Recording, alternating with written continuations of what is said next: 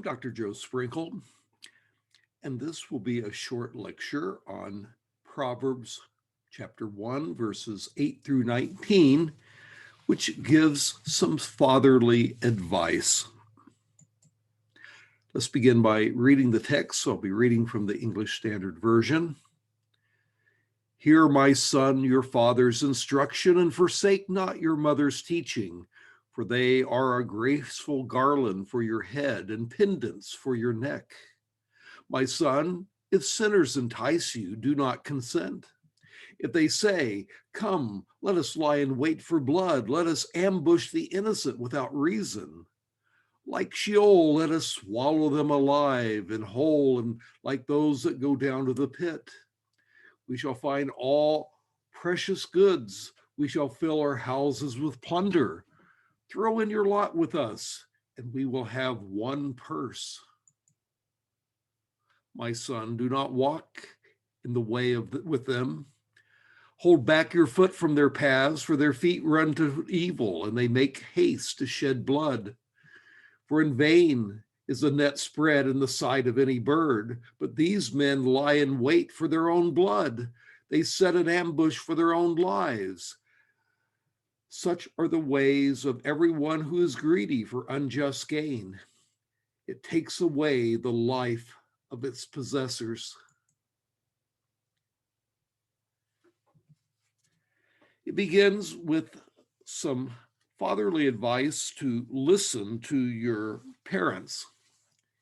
Hear, my son, your father's instruction, forsake not your mother's teaching.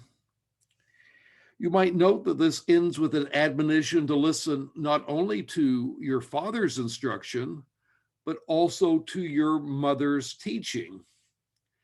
And this is a little bit remarkable given that Proverbs was written during what one might call patriarchal times when fathers played a predominant role in the leadership of families. And yet here it gives equal weight to the mother's teaching. And so it's interesting that that is the case. Moreover, the advice given here to sons, hear my son, your father's instruction, would be equally applicable to girls. The book of Proverbs is primarily addressed to the young men, but most of the advice would be universally applicable. Now, the promise here is that if you listen to your parental instruction, you'll be like someone well adorned with cool clothing. For that teaching will be a graceful garland for your head and pendants for your neck. Now you might ask the question, why is it that teens in particular, young people, stupidly ignore their parental advice? Why do many teens do things that seem so incredibly stupid? And when you were a teen, did your parents ever get mad at you and yell, "What were you thinking when you did such and such?" A colleague of mine once said of his teen son that his teen son was brain dead.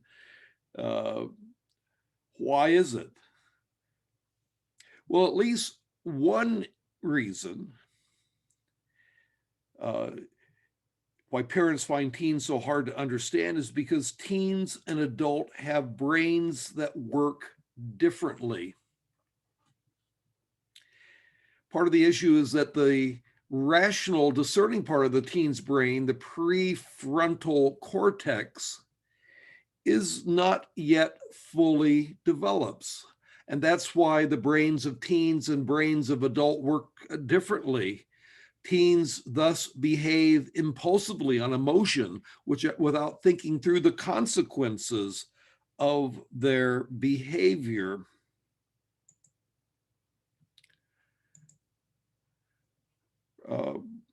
Writer Barbara Cook wrote an article, Your Teen's Brain is Really Different. And she puts it this way.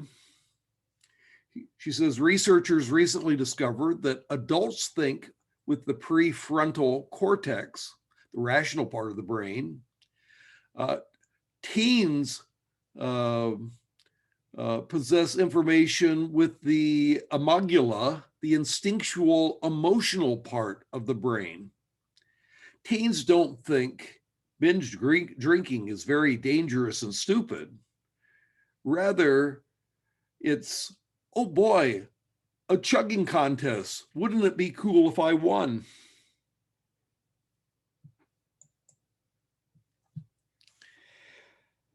Teens thus behave impulsively on emotion without thinking through the consequences of their behavior.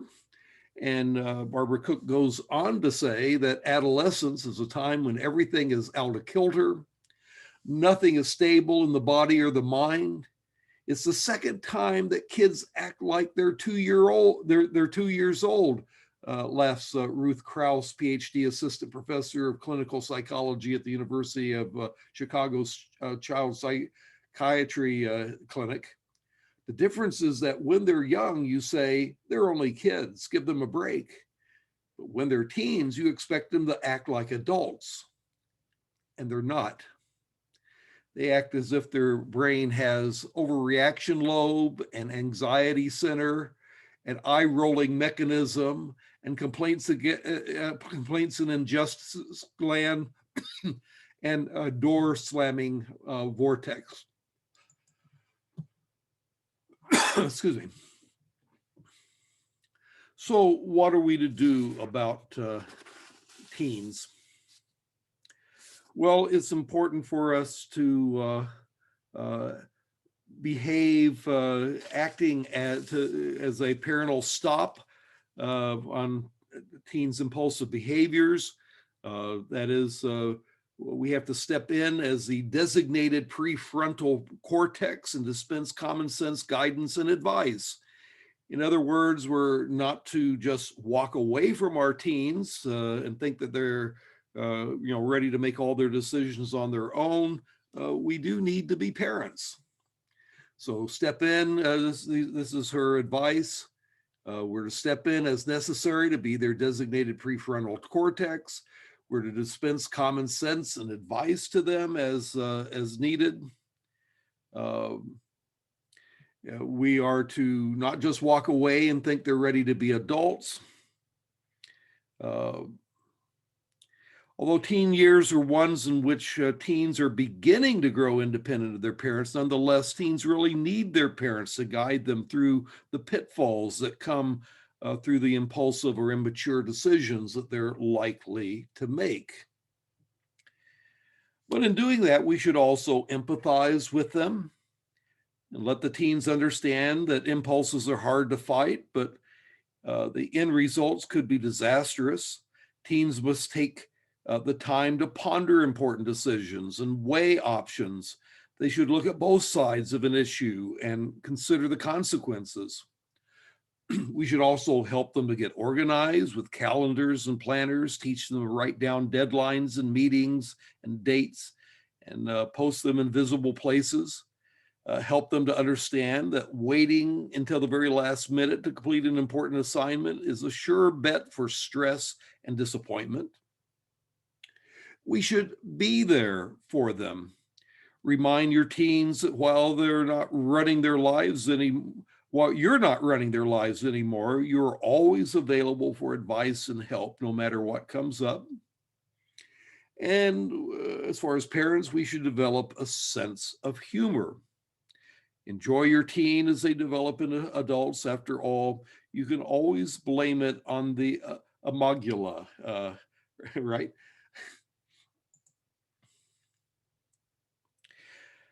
It's interesting that modern research has come up with the same kinds of conclusions that ancient wisdom came up with, that teens need guidance in wise behavior. Now, of course, as you think about it, you see that there's a lot of ways in which contemporary culture makes things even worse. Does popular media encourage or discourage seeking wisdom from parents? And I think the answer is clearly no, that does not encourage that kind of thing the way it once did. Um, you might ask the question, what kept you from accepting your parents' counsel when you were a teen? And does the scriptural admonition to honor your father and mother apply to non-Christian parents?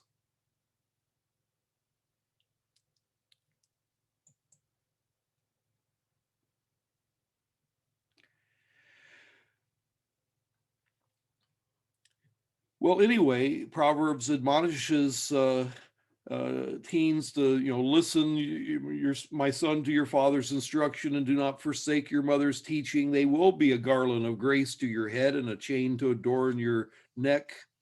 There's rewards in listening to the wisdom of one's elders in general, and even more so to listening to the godly wisdom of Scripture.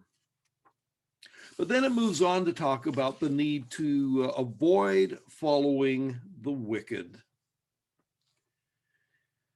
The rest of the text is a warning against following the crowd into wicked behavior, attacking someone, robbing someone. Uh, those who might lead a young person into such behavior are called sinners in verse 10. My son, if sinners entice you, do not consent. Sinners here refer to those who are willing to engage in criminal behavior. Now, there is an appreciation here of the impulses that teens find hard to resist.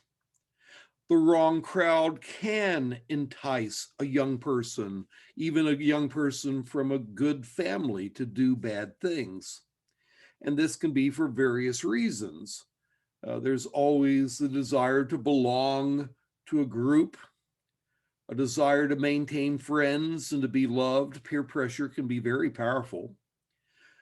The enticement can be for pleasure. A sexual experience brings highs, or drugs can also bring highs. Or it can be a desire for power and importance, to be a big shot. Or it can be merely a counter reaction to boredom.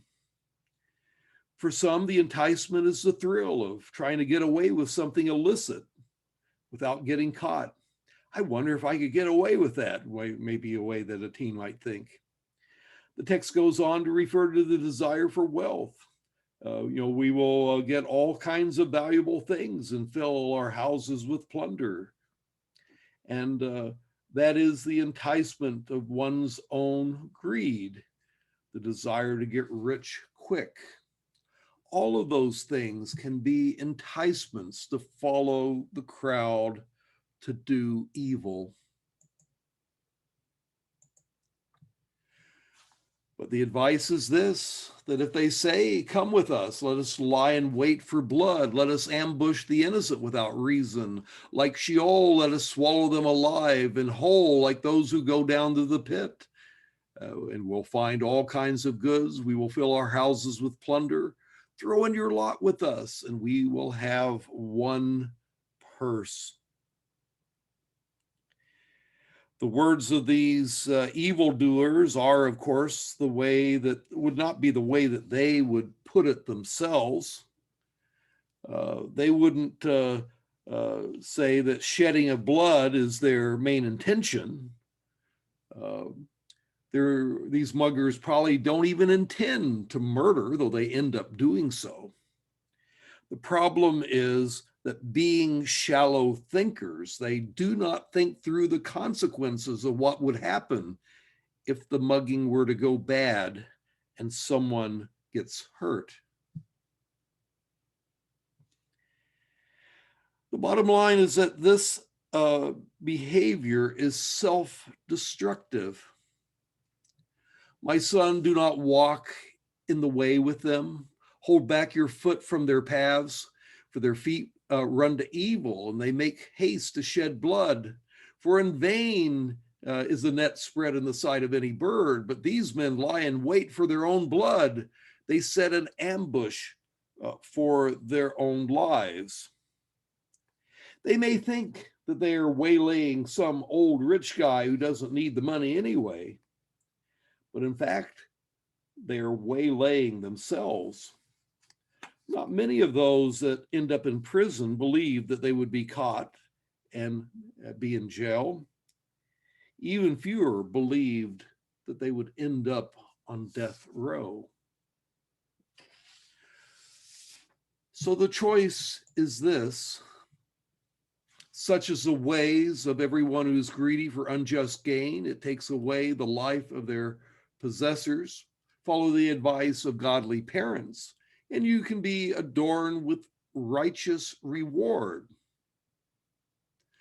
But allow yourself to be enticed into evil behavior. Those short-lived pleasures and gains ultimately turn around to sting you and entrap you and deprive you of life itself. You may gain the world, but as Kidner puts it, you'll lose your soul. Again, a few reflection questions. Have you ever been enticed to do evil? How did you, or how might you, have overcome it?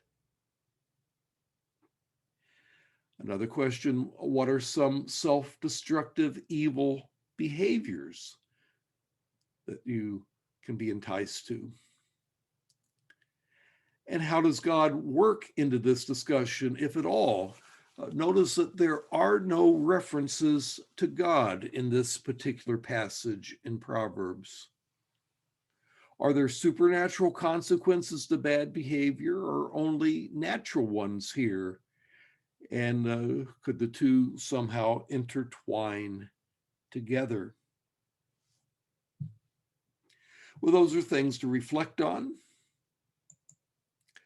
That's my presentation on Proverbs chapter 1, 8 through 19, some fatherly advice to listen to your parents and not to follow the wicked.